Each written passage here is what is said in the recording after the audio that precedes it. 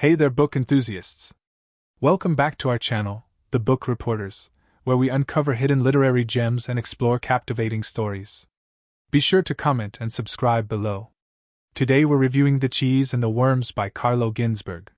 Many people are familiar with grand historical narratives that examine large trends, think the fall of Rome or the development of the Industrial Revolution.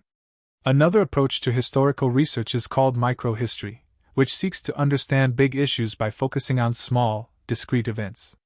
One of the pioneering works in this field is The Cheese and the Worms by Italian historian Carlo Ginzburg.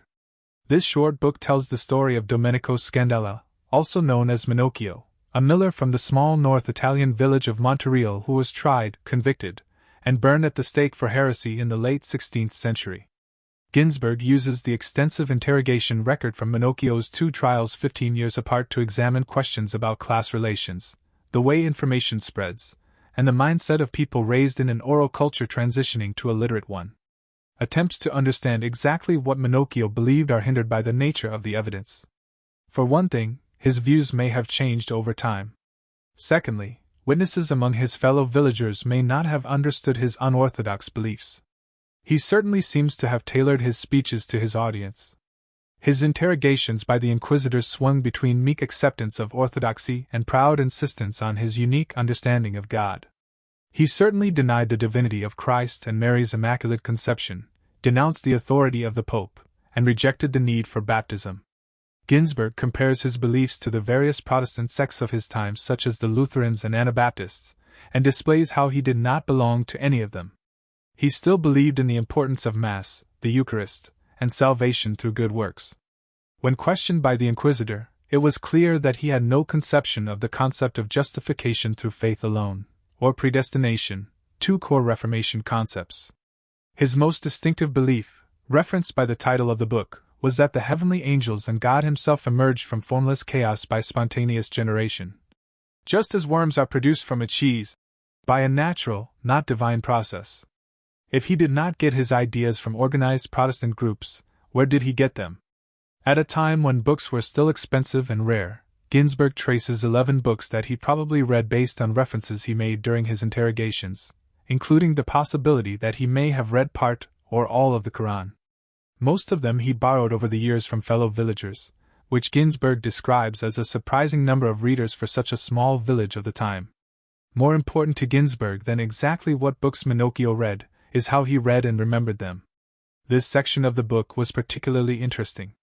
By comparing the plain text of the books to Minokio's recollection of them, expanding hugely on certain words or phrases, or dropping the original concept in favor of wholly original constructions, Ginzburg develops the idea that Minokio's mindset was, as he calls it, the encounter between the printed page and oral culture that formed an explosive mixture in Minokio's head.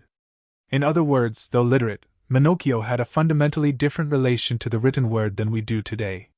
One surprising thing about the life of Minokio is how tolerant his fellow villagers were regarding his strange beliefs, especially considering millers were often viewed with suspicion by their fellow villagers, resentful of the fees they had to pay to grind their grain. He had been expounding his ideas to anyone who would listen for many years before he came to the attention of the Inquisition at the behest of a local priest who he had come into conflict with. He had served as mayor of his small town on 2 separate occasions, and even was a guarantor of accounts for his local parish. Clearly, he was considered eccentric by his fellow villagers, but not dangerous or insane.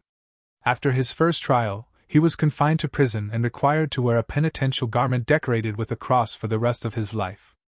After 2 years he begged for mercy from the court, condemned his former beliefs and promised to return to the church, and was released. Even after his disgrace, he was later chosen again to oversee the accounts of the local church and was appointed to a commission to settle a dispute between a tenant and the local lord. It was 15 years later, while playing guitar at a festival in the nearby city of Udine, that he spoke of his ideas to the wrong person and was denounced by a fellow musician. This resulted in a new set of charges and a fatal conviction. This time he was also subjected to torture and asked repeatedly who his accomplices were. He never admitted any, always insisting his ideas came from his own head. For such a short book, Ginzburg is able to touch upon many fascinating subjects relating to religious life, social class, and the mindscape of a people in the turbulent era of Reformation and spread of literacy.